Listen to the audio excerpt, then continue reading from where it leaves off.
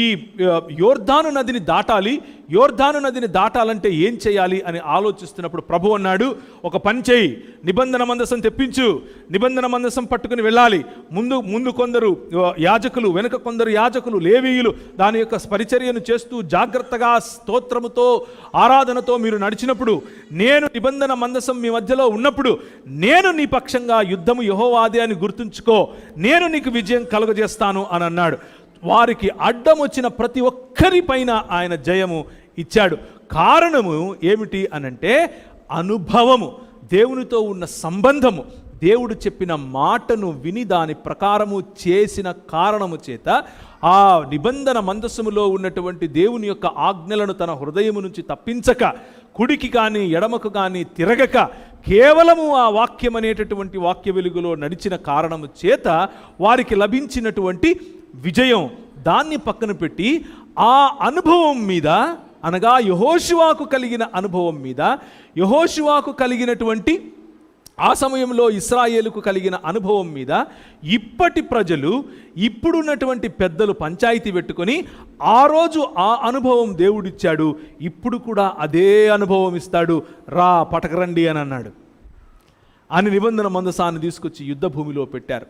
నిబంధన మందసము ఎక్కడ ఉండాలి, దాని యొక్క పరిమితి, దాని యొక్క పరిశుద్ధత, దానికి ఉండాల్సినటువంటి మన జీవితాల్లో ఇవ్వాల్సినటువంటి ప్రయారిటీ, ఆ నిబంధన మందసము పైన కనిపిస్తున్నటువంటి దేవదూతలు శరపులుగా లేకపోతే కెరూబులుగా ఉన్నటువంటి ఆ దేవదూతల యొక్క సన్నిధి ఏం సూచిస్తుంది, అందులో ఉన్న రొట్టెలు ఏం సూచిస్తాయి, అందులో ఉన్న ఆజ్ఞలు ఏం సూచిస్తాయి, వీటన్నిటినీ మర్చిపోయి డబ్బా తీసుకొని రండి, డబ్బా పెడితే మనం జయిస్తామని అనుకున్నారు. దురదృష్టం, లేకపోతే చాలా బాధాకరంగా మాట్లాడుకోవాల్సినటువంటి విషయం ఏమిటి అని అంటే, ఈ రోజుకు పరిశుద్ధాత్మ దేవుడు మనకు అందుబాటులో ఉన్నప్పటికీ జీవజలములను మన కడుపులో నుంచి ప్రవహింపజేయగలిగినటువంటి, మనం ఈరోజు ఉదయం పాట పాడాం, జీవనదిని నా హృదయంలోను ప్రవహింపచేయుము అనేటటువంటి పాట. మన జీవజలములను ప్రవహింపచేయగల, మన కడుపులో నుండి ప్రవహింపచేయగల ప్రభువు మన దేవుడు, పరిశుద్ధ ఆత్ముడు మనకు అందుబాటులో ఉన్నప్పటికీ, ఆయన అనుభవం మనకు అందుబాటులో ఉన్నప్పటికీ మనము ఎవరో సద్ది అనుభవం పైన ఆధారపడటానికి ఈ రోజుకు ఇష్టపడతాం.